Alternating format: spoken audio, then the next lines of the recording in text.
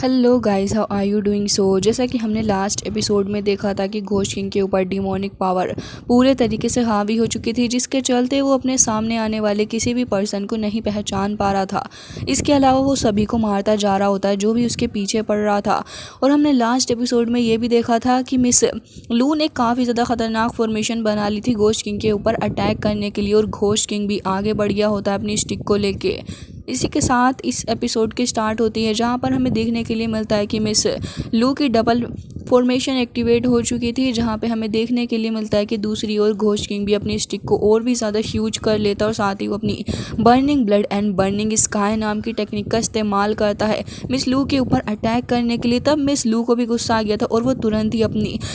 Activate formation का इस्तेमाल करते हुए अपनी सोर्ड के थ्रू अटैक करने वाली थी। हालांकि वो फॉर्मेशन घोस्ट किंग का कुछ नहीं बिगाड़ सकती थी, लेकिन इतनी ही देर में पीछे से फैन आ गया था और वो तुरंत ही अपने वेपन के थ्रू घोस्ट किंग की छाती के अंदर अटैक कर देता है, जिससे कि उसका हार्ट वाला जो पार्ट था वो यहाँ पे धीरे धीरे करके क्रैक करने लग गया होता है, और साथ ही उसकी बॉडी के अंदर से इतना खतरनाक डार्क ऑरा रिलीज हो रहा था, जो कि यहाँ पर फैन को तो सबसे पहले पीछे पटक के फेंकता ही है, लेकिन घोस्ट किंग इंजर्ड होते हुए भी लगातार आगे बढ़ रहा होता है, और वो जाके यहाँ पर मिस लू की फॉर्मेशन के ऊपर अटैक कर देता है, जो कि यहाँ पर काफ़ी ज़्यादा बुरे तरीके से अब उल्टी पड़ चुकी थी, और इसका इफेक्ट पूरी की पूरी सिटी के अंदर भी होने लगा था। हालांकि इसके अलावा हमें देखने के लिए मिलता है कि फैन ने जिस हाथ के थ्रू अटैक किया था वो हाथ उसका वो भी बहुत ही ज़्यादा अजीब सा हो जाता है, भी उसके पास आके खड़े हो गए थे। इसके अलावा हमें देखने के लिए मिलता है कि सारे के सारे फिलहाल तो अभी देख रहे होते हैं कि न जाने क्या होगा, लेकिन वो जो फॉर्मेशन थी वो घोस्ट किंग के ऊपर आके उसे सप्रेस कर रही होती है। सारे ही लोगों का ध्यान अब इसी मोमेंट के ऊपर था, क्योंकि सभी ये देख रहे होते हैं कि न जाने अब आगे क्या होगा।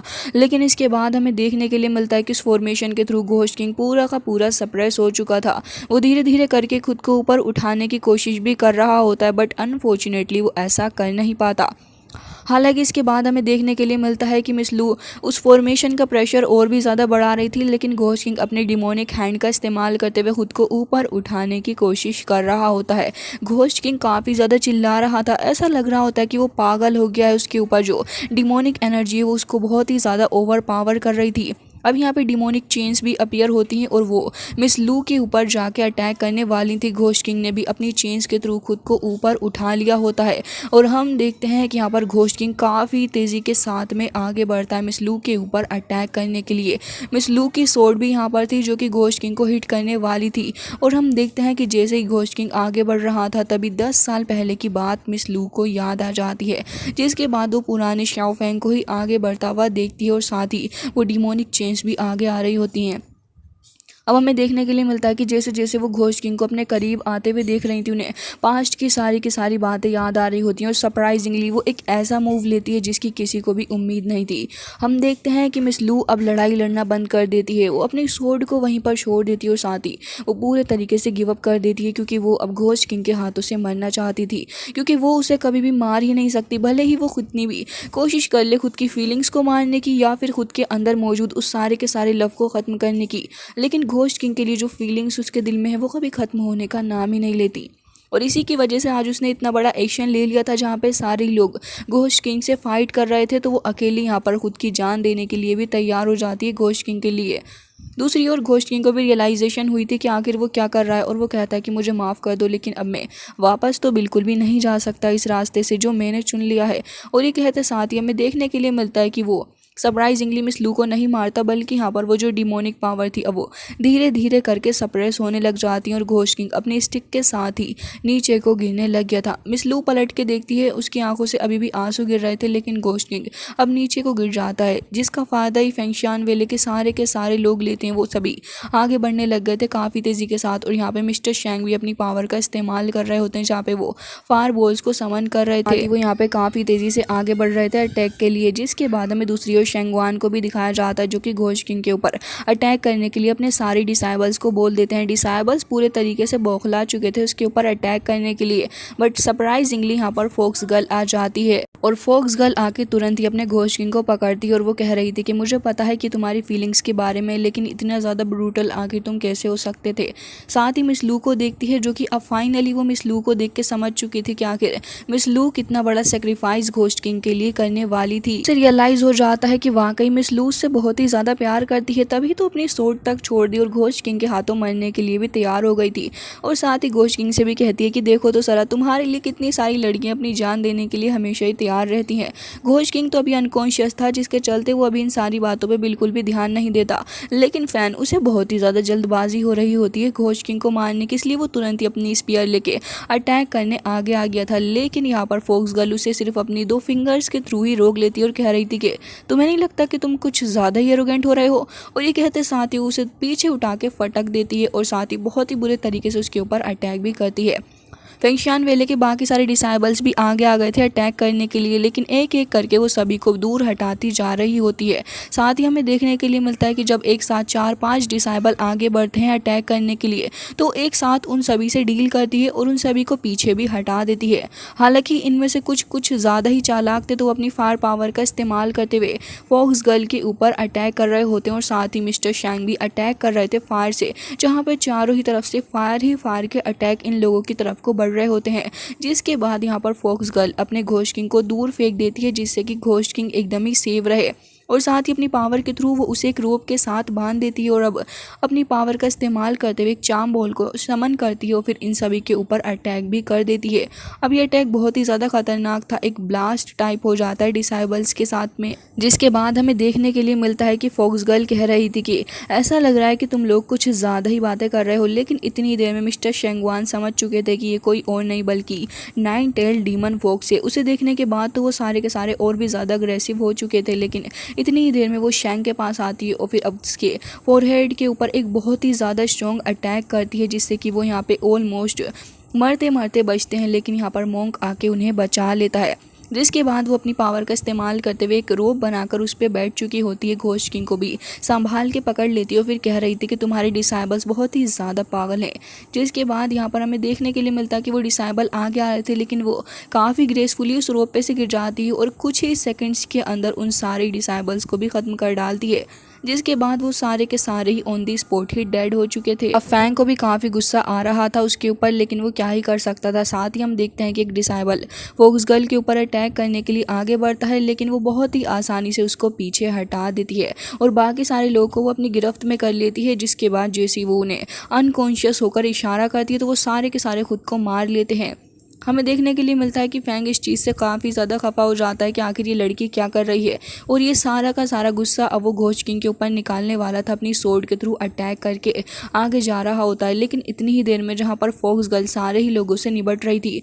फैंग मौके का फ़ायदा उठा के तुरंत ही आगे बढ़ जाता है, लेकिन फॉक्स गर्ल तो वहीं पे आ जाती है उसके ऊपर अटैक करने के लिए। वो कह रही होती है कि मैं तुम्हें छोड़ूंगी नहीं। जिसके बाद यहाँ पर उसके बीच में आ गया था मोंक और कह रहा हो भी क्या जल्दी है, लेकिन तभी फॉक्स गर्ल कहती है कि बस भी करो, तुम्हारे बस का कुछ नहीं है। और ये कहते साथ ही वो तुरंत ही आगे बढ़ रही होती है। लेकिन इतनी ही देर में हमें देखने के लिए मिलता है कि मिस लू वो यहाँ पर आ रही होती है अपनी सोर्ड को लेकर अटैक करने के लिए, जहाँ एक तरफ खुद को सेक्रीफाइस करने के लिए तैयार है, तो दूसरी तरफ घोस्ट किंग को जिंदा रहने भी नहीं देना चाह रही। अब ये बात यहाँ पर फॉक्स गर्ल को काफ़ी बुरी लगती है। वो तुरंत यहाँ पे अपनी पावर का इस्तेमाल करते हुए उसके सारी अटैक को निगलेक्ट करती है, बट ये जो अटैक था वो काफ़ी स्ट्रॉन्ग था, जिसके चलते यहाँ पर फॉक्स गर्ल एक तरफ तो उसकी सोर्ड को रोक रही होती है, दूसरी ओर आइस क्रिस्टल अटैक भी आगे बढ़ रहे थे। अब हमें देखने के लिए मिलता है कि मिस लू अभी भी लगातार पूरी कोशिश कर रही होती है कि कैसे तो करके वो यहाँ पे इसको रोक पाए, बट वो ऐसा करने में नाकामयाब नज़र आ रही थी। साथ ही हम देखते हैं कि सबसे पहले तो फॉक्स गर्ल लू को पीछे हटाती है और फैन के उस अटैक से भी बचाती है और साथ ही शैंग के भी अटैक से बचती है। काफ़ी ग्रेसफुली वो यहाँ पे इन तीनों को हैंडल कर रही थी, लेकिन घोस्ट किंग जो कि यहाँ पर अभी भी बंधा हुआ था रूप्स के थ्रू, वो तुरंत ही उसके पास जा रही होती है ताकि उसको बचा सके और साथ ही इन सभी के ऊपर प्रेशर बना के कह रही थी कि बस बहुत हो गया, अब मुझे तुम्हारे साथ नहीं खेलना। जिसके बाद हमें देखने के लिए मिलता है कि मोंक इस प्रेशर को ख़त्म करता है और साथ ही शैंग इशारा करते हैं फैन को, और हमें देखने के लिए मिलता है कि यहाँ पर ये सारे के सारे ऐसे ही खड़े रह चुके थे, क्योंकि यहाँ पर अपनी फॉक्स गर्ल अपने घोस्ट किंग को यहाँ से रेस्क्यू करके लेके जा चुकी होती है। अब यहाँ पर इसके सारे के सारे एक्शन से मुझे बस एक ही चीज़ नज़र आ रही है कि इसे भी घोस्ट किंग से प्यार हो गया है, वो भी ऐसा वैसा नहीं बल्कि काफ़ी ज़्यादा महंगा वाला। जिसके बाद हम देखते हैं कि फैन यहाँ पर बैठा हुआ था और वो खुद को काम करने की कोशिश कर रहा था, क्योंकि ऑलरेडी काफ़ी ज़्यादा इंजर्ड वो हो चुका होता है। तभी मिस लू को देखते हैं जो कि फ़ैन की तरफ काफ़ी गुस्से से देख रही थी और कह रही होती है कि जब तुम घोस्ट के ऊपर अटैक करने वाले थे तब तुमने मेरे ऊपर जेड रूलर से अटैक क्यों किया, क्या तुम मुझे बता सकते हो? जिसके बाद हम देखते हैं कि फैन उसे काफ़ी तिरछी नज़रों से देख रहा होता है, जिसके बाद ऐसा भी लग रहा था उसे देख के शायद से उसकी चोरी पकड़ी गई है। तभी हमें देखने के लिए मिलता है कि मिस लू के ऊपर शायद से यहाँ पर कुछ लकड़ियाँ वगैरह गिरने वाली थी और यहाँ पर वो इस चीज़ को भी भांप रही होती है। जिसके बाद हमें देखने के लिए मिलता है कि मिस लू इस सारी चीज़ों पर बिल्कुल भी ध्यान नहीं देती, बल्कि वो तुरंत ही यहाँ पे कन्फ्रंट करके चली जाती इस बंदे को। जिसके बाद हमें देखने के लिए मिलता है कि फ़ैन यहाँ पे ऐसे ही खड़ा हुआ उसे जाता हुआ देख रहा होता है और साथ ही उसे देख के लग रहा होता है कि उसे इस बात का ज़्यादा अफसोस नहीं है। लेकिन यहाँ पर अपनी लू जो है उसके कपड़े ब्लड में लथपथ होते हैं और साथ ही वो आसपास की चीज़ों को देख रही होती है और कह रही थी कि आज अगर तुम ऐसा ना करते तो क्या हो जाता। जिसके बाद हमें देखने के लिए मिलता है दूसरी ओर फॉक्स गर्ल जो कि इंतज़ार कर रही थी अपने घोस्ट किंग के जागने का, और घोस्ट किंग जाग भी चुका होता है। हालांकि यहाँ पर उसे उठा नहीं जा रहा था क्योंकि ऑलरेडी वो इतना ज़्यादा इंजर्ड हो गया है कि आखिर उठेगा भी तो कैसे।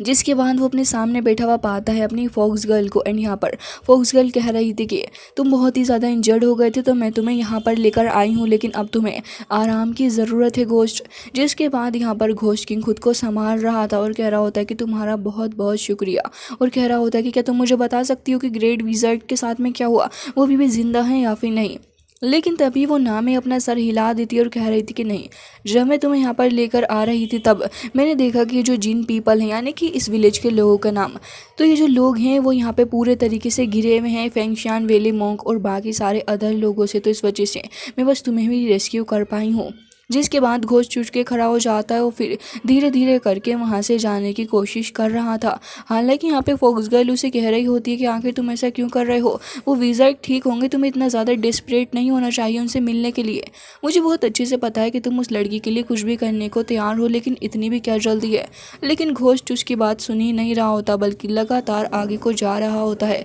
हालांकि उसके फेस को देख के ही पता चल रहा था कि उसे दर्द हो रहा है, चलना भी नहीं जा रहा उससे ढंग से, लेकिन फिर भी उसे आगे तो जाना ही था उस विज़र्ड से मिलने के लिए। तभी हमें देखने के लिए मिलता है कि यहाँ पर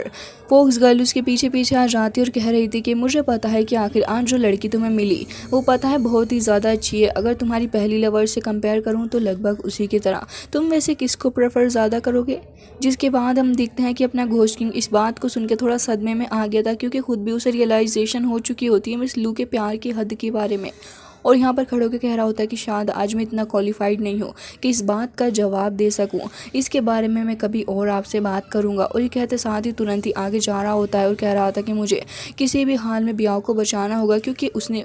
मेरी जान बचाई थी, मेरे ऊपर उसका एहसान है और मुझे अपनी जान देकर भी ये करना पड़ा तो मैं तभी ये करूँगा। और ये कहते साथ ही वो आगे की तरफ को बढ़ रहा होता है। एंड यहाँ पे हमें देखने के लिए मिलता है कि अपना मंकी सो रहा था, तभी यहाँ पर फॉक्स गर्ल उसे कहती है कि चलो उठ जाओ, अब हमें आगे जाना होगा घोस्ट के साथ में। हालांकि इसके बाद अब हमें विलेज का सीन दिखाया जाता है, जहां पर हम देखते हैं कि शेंगवान मौजूद थे और वो बाकी सारे लोगों को देख रहे होते हैं। तभी डिसाइबल आके उन्हें ग्रीट करने लग गए थे और साथ ही यहाँ पे शेंग भी मौजूद होते हैं, जो कि कह रहे थे कि यहाँ का काम अच्छा चल रहा है। और यहाँ पर हमें देखने के लिए मिलता है कि वो तुरंत ही कह देते हैं कि बाकी सारे डिसाइबल्स को यहाँ से लेके चले जाओ।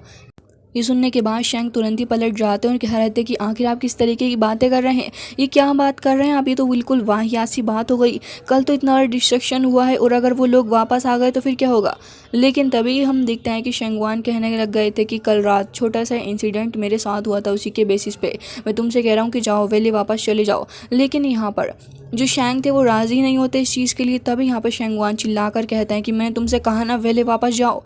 हालांकि हम देखते हैं कि ये डांट सुनने के बाद उनके पास कोई दूसरा ऑप्शन ही नहीं होता, तो वो चुपचाप यहाँ से चले जाते हैं। फैन भी यहाँ से जा रहा था और मिस लू को टेढ़ी नज़रों से देखता हुआ वहाँ से निकल जाता है। अब मॉन्क एंड मिस लू ही यहाँ पर बचे हुए थे। तभी शेंगवान आगे आ रहे होते हैं। तभी मॉन्क कह रहे होते हैं कि अंकल शेंगवान आप बहुत ही ज़्यादा पोलाइट हैं, बताइएगा हमें अगर आगे भी किसी मदद की ज़रूरत पड़े। तभी शेंगवान कहने लग जाते हैं कि आपने वाकई में हमारा बहुत ही ज़्यादा साथ दिया है, और इसके बाद अगर मैं आपसे कहूँगा कि आप यहाँ पर और रुक जाइए तो वाकई आपके साथ बहुत ही ज़्यादा गलत होगा। तो मैं कहना चाहूँगा कि अब आप यहाँ से जा सकते हैं। हालांकि ये सारी की सारी बात कहते साथ भी वो अपने हाथों को बीच रहे थे। ऐसा लग रहा होता है कि वो यहाँ पर इनको कुछ भी नहीं बताना चाहते और कह रहे होते हैं कि अब आप यहाँ से जा सकते हैं। जिसके बाद हमें देखने के लिए मिलता है कि यहाँ पर वो लोग तुरंत ही चले गए थे। हालांकि अब कुछ दिनों बाद का सीन हमें विलेज के अंदर दिखाया जाता है। लोग अभी भी अपने घरों को ठीक करने में लगे हुए हैं और अभी तक ये जो विलेज के अंदर चीज़ें थी वो अभी फ़िलहाल ढंग से सेट नहीं हो पाई हैं और ना ही लोग ढंग से अभी वापस से अपनी नॉर्मल लाइफ में उतरे हैं।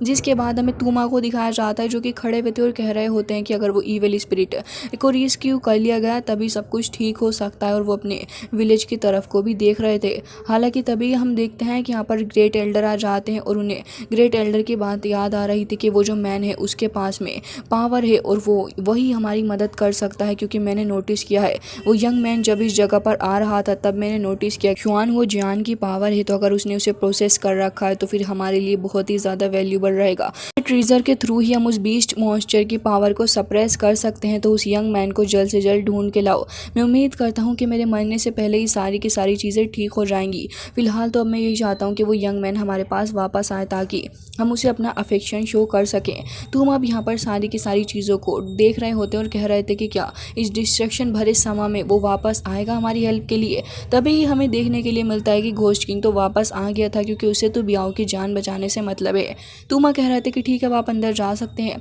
तो हमें दूसरी ओर दिखाया जाता है कि सामार लीडर यहाँ पे खड़े हुए थे और उनकी हालत बहुत ही ज़्यादा ख़राब हो रही थी, और अब वो यहाँ पर फाइनली जाके मेन बात करते हुए कहते हैं कि मैं तुमसे वादा करता हूँ जो तुम्हें चाहिए मैं तुम्हें दे दूँगा, लेकिन उसके बदले तुम्हें मेरी मदद करनी होगी। तभी यहाँ पे घोस्ट किंग बहुत ही ज़्यादा खुश हो जाता है और कह रहा था कि सीनियर आपका बहुत बहुत शुक्रिया।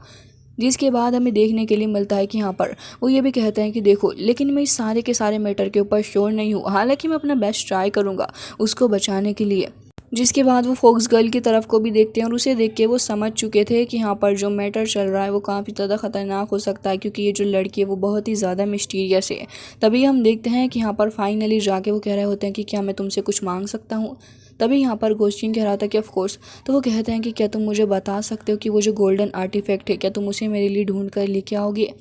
जिसके बाद वो काफ़ी ज़्यादा सीरियस हो चुके थे और वो यही उम्मीद लगा रहे होते हैं कि घोस्ट किंग उनकी चीज़ को हाँ कर दे। तभी यहाँ पर वो ये भी कह रहे होते हैं कि मुझे पता है कि थोड़ा ज़्यादा मैंने तुमसे मांग लिया है, लेकिन ये जो क्राइसिस की सिचुएशन चल रही है इसके अंदर बस तुम ही मेरी हेल्प कर सकते हो, क्योंकि पूरा का पूरा साउथर्न शिंगजिन ही डेंजर के अंदर आ चुका है। मुझे डर है कि अगर वो मॉन्स्टर सामने आया तो फिर हज़ारों लोगों की जान चली जाएगी और इससे किसी को भी कुछ हासिल नहीं होने वाला है। हमारी जिन क्लैन के ऊपर तो फ्यूचर में बहुत ही ज़्यादा बड़ा ख़तरा भी आने वाला है। तो क्या मैं उम्मीद कर सकता हूँ तुमसे हमें प्रोटेक्ट करने के लिए। जिसके बाद वो अपना हाथ घोस्ट किंग की तरफ बढ़ा रहे थे और हमें देखने के लिए मिलता है कि एक संस्कारी लड़के की तरह घोस्ट किंग उनके हाथों को पकड़ लेता और कह रहा था कि बिल्कुल मैं इस मैटर के लिए अग्री करता हूँ।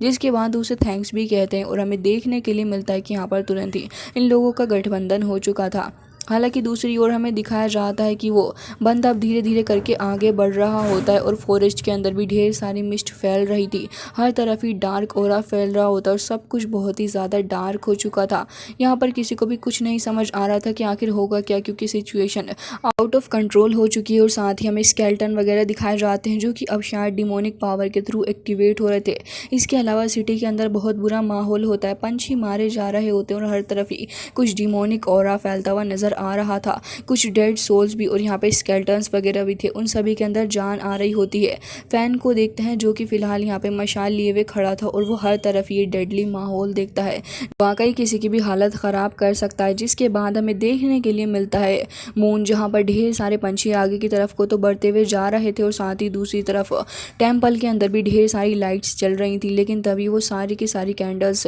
तुरंत ही ख़त्म होकर बुझ जाती हैं और साथ ही यहाँ पर जो डिमोनिक पावर थी वो एक्टिवेट हो चुकी थी, क्योंकि हर तरफ ही स्केल्टन्स एक्टिवेट हो रहे होते हैं जिनके अंदर डिमोनिक पावर थी। वहाँ से हंसने की आवाज़ें आ रही होती हैं और साथ ही यहाँ पर जो मून था वो भी रेड हो चुका था। जिसके बाद फाइनली हमें दिखाया जाता है कि इस जगह का वेदर भी बहुत ही बुरे तरीके से बदल रहा होता है। लेकिन अब हमें मास्टर माइंड दिखाया जाता है जो कि कह रहा था कि समय आ चुका है और अब मैं राइज करूँगा। एंड इसी के साथ गाइज आज का ये एपिसोड हो जाता है एंड, जो कि जेड डायनेस्टी का लास्ट एपिसोड था। इसके आने वाले सीज़न का इंतज़ार वाकई में बेसब्री से रहेगा। सो गाइज़ मैं मिलती हूँ आपसे नेक्स्ट वीडियो में, तब तक के लिए bye bye, take care of yourself. और हाँ गाइज़, इस सीज़न के बारे में आपका क्या कहना है वो भी कमेंट करके ज़रूर से ही बता दीजिएगा।